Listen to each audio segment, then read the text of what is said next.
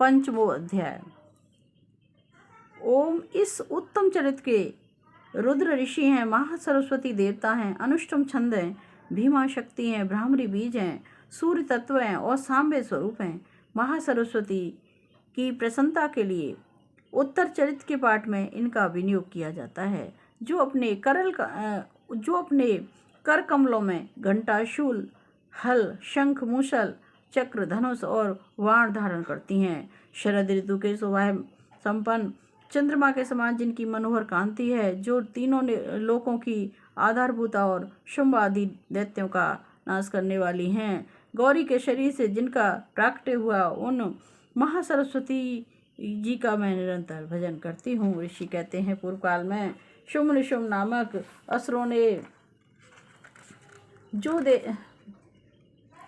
अपने बल के घमंड में आकर शशिपति इंद्र के हाथ से तीनों लोकों का राज्य छीन लिया और यज्ञ भाग छीन लिए। वे ही दोनों सूर्य, चंद्रमा, कुबेर, यम, वरुण और अधिकार का भी उपयोग करने लगे। वायु और अग्नि का कार्य भी वे ही करने लगे। उन दोनों ने उन देवताओं को अपमानित और राज्यभ्रष्ट, पराजित, अधिकारहीन करके स्वर्ग से निकाल दिया। उन दोनों महान असुरों से तिरस्कृत देवताओं ने अपराजिता देवी का स्मरण किया और सोचा, जगदम्बा ने हमें लोगों को वर दिया था कि आपत्ति काल में स्मरण करने पर मैं तुम्हारी सभी आपत्तियों का तत्काल नाश कर दूंगी। यह विचार कर देवता गिरिराज हिमालय पर गए और वहाँ विष्णु माया की स्तुति करने लगे। देवता बोले, देवी को नमस्कार है, महादेवी शिवा को सर्वदा नमस्कार है, प्रकृति एवं भद्रा को प्रणाम है। हम लोग नियम पूर्वक जगदम्बा को नमस्कार करते हैं। रौद्रा को नमस्कार है, नित्या, गौरी और धात्री को बारंबार नमस्कार है। ज्योत्सनामयी और चंद्र रूपिणी सुख स्वरूपा देवी को सतत प्रणाम है और शरणागतों का कल्याण करने वाली वृद्धि सिद्ध रूपा देवी को हम बारंबार नमस्कार करते हैं। नैऋति यानी राक्षसों की लक्ष्मी और राजाओं की लक्ष्मी तथा सवाणी यानी शिवपत्नी स्वरूपा आप जगदम्बा को बारंबार नमस्कार है। दुर्गा, दुर्गपारा यानी दुर्गम संकट से पार उतारने वाली, सारा यानी सबकी सारभूता, सर्वकारिणी ख्याति कृष्णा, धूम्रा देवी को श्रद्धा नमस्कार है। अत्यंत सौम्य, अत्यंत रौद्र रूप देवी को हम नमस्कार करते हैं, उन्हें हमारा बारंबार नमस्कार है। जगत की आधारभूता कृति देवी को बारंबार नमस्कार है। जो देवी इन सब प्राणियों में विष्णु माया के नाम से जानी जाती हैं, उनको बारंबार नमस्कार है, उनको नमस्कार है, उनको नमस्कार है। जो देवी सब प्राणियों में चेतना कहलाती हैं, उनको नमस्कार है, उनको बारंबार नमस्कार है, उनको बारंबार नमस्कार है। जो देवी सब प्राणियों में बुद्धि रूप से स्थित हैं, उनको नमस्कार है, उनको नमस्कार है, उनको बारंबार नमस्कार है। जो देवी सब प्राणियों में निद्रा रूप से स्थित हैं, उनको नमस्कार है, उनको नमस्कार है, उनको बारंबार नमस्कार है। जो देवी सब प्राणियों में क्षुधा रूप से स्थित हैं, उनको नमस्कार है, उनको नमस्कार, उनको बारंबार नमस्कार है। जो देवी सब प्राणियों में छाया रूप में स्थित हैं, उनको नमस्कार है, उनको नमस्कार, उनको बारंबार नमस्कार है। जो देवी सब प्राणियों में शक्ति रूप से स्थित हैं, उनको नमस्कार है, उनको नमस्कार है, उनको बारंबार नमस्कार है। जो देवी सब प्राणियों में तृष्णा रूप से स्थित हैं, उनको नमस्कार है, उनको नमस्कार है, उनको बारंबार नमस्कार है। जो देवी सब प्राणियों में शांति यानी क्षमा रूप से स्थित हैं, उनको नमस्कार है, उनको बारंबार नमस्कार है। जो देवी सब प्राणियों में जाति रूप से स्थित है, उनको नमस्कार है, उनको नमस्कार है, उनको बारंबार नमस्कार है। जो देवी सब प्राणियों में लज्जा रूप से स्थित हैं, उनको नमस्कार है, उनको नमस्कार है, उनको बारंबार नमस्कार है। जो देवी सब प्राणियों में शांत रूप से स्थित हैं, उनको नमस्कार है, उनको नमस्कार है, उनको बारंबार नमस्कार है। जो देवी सब प्राणियों में श्रद्धा रूप से स्थित हैं, उनको नमस्कार है, उनको नमस्कार है, उनको बारंबार नमस्कार है। जो देवी सब प्राणियों में कांति रूप से स्थित है, उनको नमस्कार है, उनको नमस्कार है, उनको बारंबार नमस्कार है। जो देवी सब प्राणियों में लक्ष्मी रूप से स्थित हैं, उनको नमस्कार है, उनको नमस्कार है, उनको बारंबार नमस्कार है। जो देवी सब प्राणियों में वृत्ति रूप से स्थित है, उनको नमस्कार है, उनको नमस्कार है, उनको बारंबार नमस्कार है। जो देवी सब प्राणियों में स्मृति रूप से स्थित है, उनको नमस्कार है, उनको नमस्कार है, उनको बारंबार नमस्कार है। जो देवी सब प्राणियों में दया रूप से स्थित है, उनको नमस्कार है, उनको नमस्कार है, उनको बारंबार नमस्कार है। जो देवी सब प्राणियों में तुष्टि रूप से स्थित है उनको नमस्कार है, उनको नमस्कार है, उनको बारंबार नमस्कार है। जो देवी सब प्राणियों में माता रूप से स्थित है उनको नमस्कार है, उनको नमस्कार है, उन्हें बारंबार नमस्कार है। जो देवी सब प्राणियों में भ्रांति रूप से स्थित है उनको नमस्कार है, उनको नमस्कार है, उनको बारंबार नमस्कार है। जो देवी जीवों के इंद्रिय वर्ग की अधिष्ठात्री देवी एवं सब प्राणियों में सदा व्याप्त रहने वाली हैं, उन व्याप्ति देवी को बारंबार नमस्कार है। जो देवी चैतन्य रूप से संपूर्ण जगत को व्याप्त करके स्थित है उनको नमस्कार है, उनको नमस्कार है, उनको बारंबार नमस्कार है। पूर्व काल में अपने अभिष्ट की प्राप्ति होने से देवताओं ने जिनकी स्तुति की तथा देवराज इंद्र ने बहुत दिनों तक जिनका सेवन किया, उन कल्याण की आधारभूता ईश्वरी देवी हमारा कल्याण करें, हमारा मंगल करें और सारी आपत्तियों का नाश कर डालें। उद्दंड दैत्यों के सताए हुए सभी देवता जिन परमेश्वरी को इस समय नमस्कार करते हैं तथा वे भक्ति के विनम्र पुरुषों द्वारा स्मरण की जाने पर तत्काली संपूर्ण विपत्तियों का नाश कर देती हैं, वे जगदम्बा हमारा संकट दूर करें, हमारी रक्षा करें। ऋषि कहते हैं, राजन इस प्रकार जब देवता स्तुति कर रहे थे उस समय पार्वती देवी गंगा जी के जल में स्नान करने के लिए वहां आईं। उन सुंदर भाव वाली भगवती ने देवताओं से पूछा, आप लोग यहाँ किसकी स्तुति कर रहे हैं? तब उन्हीं के शरीर कोश से प्रकट हुई शिवा देवी बोली, शुंभ दैत्य से तिरस्कृत एवं युद्ध में निशुंभ से पराजित हो यहाँ एकत्रित हुए सभी देवता मेरी ही स्तुति कर रहे हैं।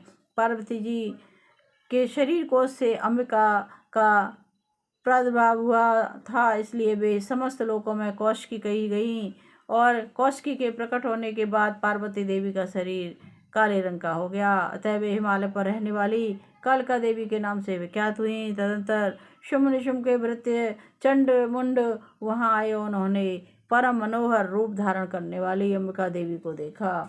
फिर वे शुंभ के पास जाकर बोले, महाराज यह अत्यंत मनोहर स्त्री है जो अपनी दिव्य कांति से हिमालय को प्रकाशित कर रही है। वैसा उत्तम रूप कहीं किसी ने भी नहीं देखा होगा।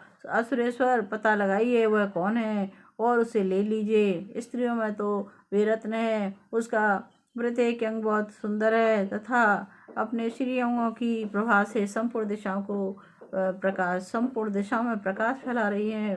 दैत्यराज अब वह हिमालय पर मौजूद हैं, आप उसे देख लीजिए प्रभु। तीनों लोकों में मणि, हाथी, घोड़े आदि जितने भी रत्न हैं वे सब इस समय आपके घर में शोभा पाते हैं। हाथियों में रत्नभूत ऐरावत एवं पारिजात का वृक्ष और उच्चश्रवा घोड़ा, यह सब आपने इंद्र से ले लिए हैं। हंसों से जुता हुआ वह विमान भी आपके आंगन में शोभा पाता है। वह रत्न रूप अद्भुत विमान जो पहले ब्रह्मा जी के पास था अब आपके यहाँ लाया गया है। अतः महापदम नामक निधि आप कुबेर से छीन लाए हैं। समुद्र ने भी आपको किंजल की माला की भेंट की है, जो केशों से शोभित है और जिनके कमल कभी कुमलाते नहीं हैं। सुवर्ण की वर्षा करने वाला हाथी जो है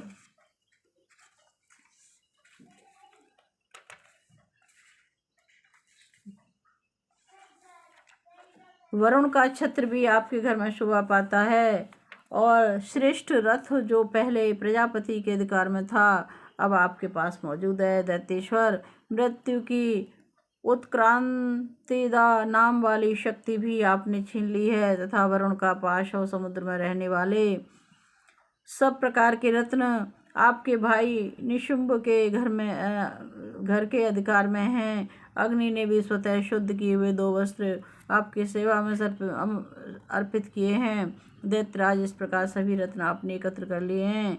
फिर जो यह स्त्रियों में रत्न रूप कल्याणमयी देवी हैं, इसे आप क्यों नहीं अधिकार में ले लेते? ऋषि कहते हैं, चंड का वचन सुनकर शुंभ ने महादैत्य सुग्रीव को दूत बनाकर देवी के पास भेजा और कहा, तुम मेरी आज्ञा से उसके सामने ये बातें कहना और ऐसा उपाय करना जिससे प्रसन्न होकर वह शीघ्र आ जाए। वह दूत पर्वत के अत्यंत रमणीय प्रदेश में जहाँ जहाँ देवी मौजूद थी गया और मधुर वाणी में कोमल वचन बोला। दूत बोला, देवी महाराज शुंभ इस समय तीनों लोकों के परमेश्वर हैं।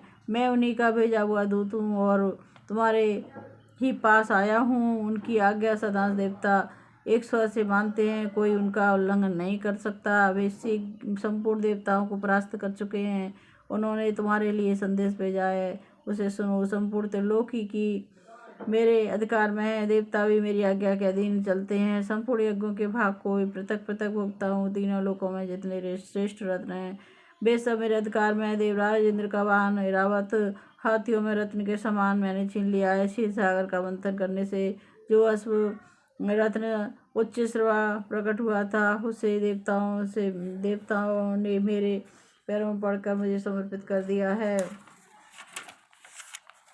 और तुम्हारी और सुंदरी उनके सिवा और भी जितने रत्नभूत पदार्थ देवताओं, गंधर्वों और नागों के पास थे, वे सब मेरे पास आ गए हैं। देवी, हम लोग तुम्हें संसार की स्त्रियों में रत्न मानते हैं, अतः तुम हमारे पास आ जाओ, क्योंकि रत्नों का उपभोग करने वाले हम ही हैं। चंचल कटाक्ष वाली सुंदरी, तुम मेरे या मेरे भाई के महापराक्रमी शुंभ की सेवा में आ जाओ, क्योंकि तुम तो रत्न रूपा हो। मेरा वर्ण करने से तुम्हें तुलना रहित महान ऐश्वर्य की प्राप्ति होगी, और अपनी बुद्धि से यह विचार कर तुम मेरी पत्नी बन जाओ। ऋषि कहते हैं, दूत के यूँ कहने पर कल्याणमयी जगदम्बा दुर्गा देवी, जो इस जगत को धारण करती हैं, मन ही मन गंभीर भाव से मुस्कुराईं और इस प्रकार बोली। देवी ने कहा, दूत, तुमने सत्य कहा है, इसमें तनिक भी संदेह नहीं है। शुंभ तीनों लोकों का स्वामी है और निशुंभ भी उसी के समान महापराक्रमी है, किंतु इस विषय में मैंने जो प्रतिज्ञा कर ली है उसे मिथ्या कैसे करूं? मैंने अपनी अल्प बुद्धि के कारण पहले से ही जो प्रतिज्ञा कर रखी है उसे सुनो। जो मुझे संग्राम में जीत लेगा, जो मेरे अभिमान को चूर्ण कर देगा और संसार में जो मेरे समान बलवान होगा, वही मेरा स्वामी होगा। इसलिए शुंभ तथा महादैत्य निशुंभ स्वयं ही यहाँ पधारें और मुझे जीत कर शीघ्र ही मेरा पारिग्रहण कर लें। इसमें तनिक विलंब की क्या आवश्यकता है? दूत बोला, देवी, तुम घमंड में भरी हुई हो, मेरे सामने ऐसी बातें मत करो। तीनों लोकों में कौन ऐसा पुरुष है जो शुंभ निशुंभ के सामने खड़ा रह सके? देवी, अन्य दैत्यों के सामने भी सारे देवता युद्ध में नहीं ठहर सकते, फिर तुम अकेली स्त्री होकर कैसे ठहर सकती हो? जिन शुंभ आदि दैत्यों के सामने इंद्र आदि सब देवता भी युद्ध में खड़े नहीं रह सके, उनके सामने तुम स्त्री होकर कैसे जाओगी? इसलिए तुम मेरे ही कहने से शुंभ निशुंभ के पास चली जाओ। ऐसे करने से तुम्हारे गौरव की रक्षा होगी, अन्यथा जब वे केस पकड़ कर छीटेंगे तब उन्हें अपने प्रतिष्ठा खोकर जाना पड़ेगा। देवी कहती हैं, देवी ने कहा, तुम्हारा कहना ठीक है कि शुंभ बलवान है और निशुंभ भी बड़ा पराक्रमी है, किंतु क्या करूं? मैंने पहले जो सोचा है, बिना सोचे समझे प्रतिज्ञा कर रखी है, अतः अब तुम जाओ और मैंने तुमसे जो कुछ कहा है वह सब दैत्यराज से आदरपूर्वक कहना, फिर वे जो उचित जान पड़े करें। इस प्रकार श्री मार्कंडेय पुराण में सावर्णिक मनमंत्र की कथा के अंतर्गत देवी महात्म्य में देवी दूत संवाद नामक 5वां अध्याय पूरा हुआ। 13वां जगजीना भद्रकाली नमो नमः।